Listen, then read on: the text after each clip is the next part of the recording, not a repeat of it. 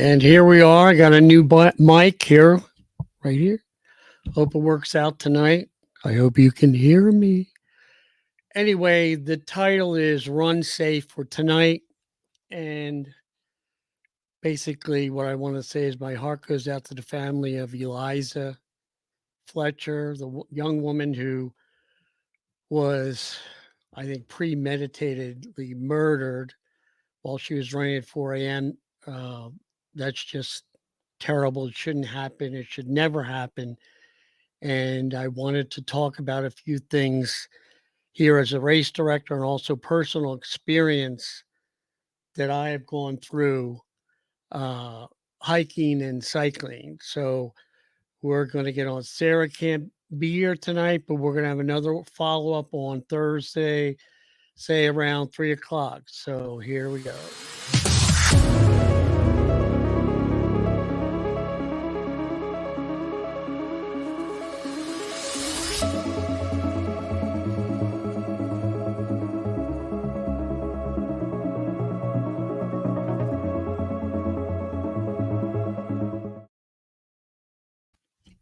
Hello. So, just to be upfront, I'm not here to put down any trail runs, races in Florida, any place. I'm here to explain what I would do to uh, protect myself. My wife and I have gone hiking. We're like 7 miles from the Appalachian Trail up here in North Georgia. And we have gone hiking like it was like 10 years ago. And I'll mention the name. It's Lake Dockery, beautiful lake. Actually, it's a small lake, but they have a trail opposite or behind the dam up there, Lake Dockery. It's a narrow trail, a lot of deciduous trees during the summer, and it's real tough to see down the trail. So she would walk behind me. I'd have a backpack on, and in the backpack, I had pepper spray and about a 14-inch knife, and it was in the back. She knew exactly where it was because if there was a problem, she knew she would unzip it, take it out, and from there on, possibly all hell would break loose. But I wasn't expecting that. So we were on the trail and we're coming up. It's real hard. You could see maybe 40 yards down, but I saw three men coming at us, bits and pieces of them, and they stopped. So I stopped. Um, I kind of yelled to them and they didn't answer back. And I'm thinking, oh boy. So I leaned back and I told her, unzip the pocket. So they started walking towards us till finally, and they didn't see us, they saw us. And I could, you know, read their body language and I could tell there wasn't a problem here. So we were okay with that. But I was prepared to do something because I had a knife, pepper spray, and it was a very narrow trail. And going down to the right was a steep drop off and you could be rolling forever and ever. It was like 1,000. It wasn't straight, but like a 45-degree angle for like about 1,000 feet. So a couple takeaways from this. One, there was no internet service out there. So I couldn't call anybody. Two, which we made a mistake, is we're empty nesters. Nobody knew we were hiking out there. No one would know where to search from us. No one knew anything. My parents, deceased, they didn't know, naturally. My children, we didn't tell them. So after this event and kind of having these people come up on us, and it was kind of not scary, but uh, we knew we had to have precautions later. We also knew that we had to do something with notifying people where we were going because we didn't have anybody at home that knew where we were going. Now, I cycle a lot. And 3 months ago, I got hit by a car on the bike. Didn't break any bones, but cycling can be a little difficult. I carry pepper spray. Why? Because I've come across dogs that come up and want to take a chunk of your leg off, and you're trying to race them, so to speak. and they're going and going. And when you do that, you don't pay attention to cars that are coming the other way. And I've missed a couple of them by a couple feet.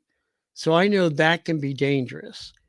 Um, there are other places that I have races, and as a race director, I've analyzed a course. Let's bring the first one up. I had a marathon at Suncoast Trail in Anderson Snow Park. It's pretty open. It runs next to the turnpike, Suncoast Turnpike, and it can get very hot. It's not real secluded or anything. But here's the thing: it's an out and back marathon. You're going down 13.1 miles. I cannot drive down the trail. As a matter of fact, I almost got arrested the last time I drove down there. So I have to go around and then go down to 52 and then go down. I cheat a little. I do go down the trail. But here's the problem: if someone goes down and needs medical assistance, it takes me 45 minutes to get down to the 13.1 mile marker. That can be a problem. I've had people at the Hawthorne Trail up in Gainesville, dehydration and so forth at the 6 mile marker. And it took a while for me to go down there. And it can be difficult. So let's not only look at from a safety standpoint from your health, but let's look at other things. The Ridge Manor, which is where we're having our marathon on January 8th, is different than most marathons. It's out and back, but here's what I did. You go out 3.275 miles, come back, and you do 4 laps. Why do you do that? One, not that many volunteers that you can get. 2, that's 4 times people can see their runners, their family, or whomever come by and flip around. 3, we can notice if someone is distressed from a hydration standpoint or high blood pressure, or whatever, we can pull them over, test them, and pull them out of the race if there's a problem. Most of the time, we have to ask them, but we can see if there's a problem.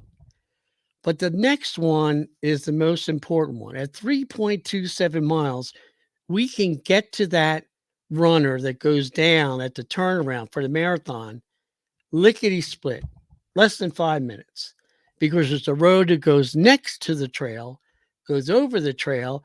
And when you go up on the right hand side of the trail, you're only 80 yards from the path to the road. So you can easily get to them. And 9 times out of 10, you can see the trail and who's on it. So from a safety standpoint, it's very good. Now, let's say we don't do that and we run it out 13.1 miles. So you do the start at the Ridge Manor, you go down 13.1, turn around for the marathon. My experience is I've gone down that trail. I've gone down a trail from the Good Neighbor Trail that's in Brooksville, starts down, comes down to a T, and you can go left or right, which is north or south. And on that particular route, there's nothing out there. There's no houses. There's no, water station, nothing. There's nothing out there. I stopped one day and didn't yell help. I yelled, and I'm a loud guy, yo, nobody answered me, nothing. And there's a scarcity of good internet access out there. So what do? You have to be prepared. You need to carry a knife, carry pepper spray, carry enough hydration, and several other things. Strava Beacon. I use it up here in Georgia. Why? When I get going, say hiking or on my road bike, I hit Strava, I hit the beacon, and I send it to my wife. She can look at it. She can tell if I've been in one location for 10, 20 minutes, if I'm not moving. If I am moving, where am I? And I've used this up in, where were we? I did a run, the WNC up in Brevard. I did 31 miles up there. And I did the practice run. I was having a difficult time with hydration. She could see where I was and came right out, picked me up. No problem. She could see it on the Strava beacon. Now, my question to Strava is, can you send it to several different people? So, as another precaution, you go out on a ride, you go out on a run, you need to tell somebody where you're going, what course you're running on, and when you'll be back. Well, basically, when you're starting, when you'll be back. You need to do that. We're not in Kansas anymore. You can't say nothing's going to happen because sometimes it does. I was hit by a car on my road bike. And if no one was around, I would have laid there because I couldn't get cell service for 911. Now, there are people around, there's houses and so forth. That's why somebody called from the house. But if you're out and you're laying there, you have a broken bone and you can't call anybody, Strava Beacon would work, especially somebody's watching. Also, if they know where you are, they're going to call you and check. And if they can't get through to you, the Strava Beacon will tell them where you are. So things happen. The Memphis, Tennessee young lady was a tragedy. And as a race director, when I look at formulating a route and everything, I take into account safety. Weeki Wachi, we're having an event there. Beautiful area, flat, flat, flat, flat, flat. It's a limestone quarry based soil. When it rains out there, the rain does not seep in. You can get gullies, and it can be dangerous if you're running through the gully. I have a half marathon there, and it rained and rained. And during the one area where you go off to the half marathon route, there was 2 feet of water. I had to reroute it. It cut out a half a mile or 3/4 of a mile of the run. Some people complained, but I said, I'm sorry. You can't see what's in the water. You step on something or step in a hole, break your leg, you're not going to be running for a while. So it's my prerogative to say, we can't do that. And I've done that on Jackrabbit Mountain when I had a race up here in Hayesville, North Carolina. They do mountain biking up there, and I had the first running race up there. And it was raining and rain. We still had it, but I cut out a section, was about a mile, and I said, "You're not going up there. You're going to have an accident. You're going to fall. You're going to slide down." It was treacherous. So my prerogative was, we're not going to do that. So to reiterate and go over what basically what I said is, you have to have a plan. You have to look at where you're running. Now, let's look at Croom. And I'm not putting down any places. Croom is a beautiful route. I haven't been on the whole thing. But if you're coming down here to vacation and you're going out, I'm going to go out on this one, or I'm going over on this one, you need to check it out and look at Google, look at satellite, and zoom in and see where you're going, where you're going to end up. And then once again, Strava Beacon, tell somebody what time you're riding, tell them running, tell them when you're going to be done, and they have your telephone number, and run that beacon out to several different people on Messenger. And that way, if one person isn't watching, someone else is. And that's the best I can come up with right now. And I hope all the women runners that run in my races and everything listen to this and take heed to this, that uh, don't think that don't be scared, but be prepared. Make sure you have a knife, pepper spray, Strava beacon, or maybe you have something else.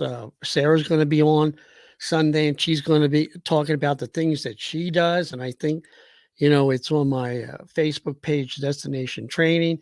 So you need to go in, and we're going to evaluate and go over the different types of measures you should take before you go out on a run.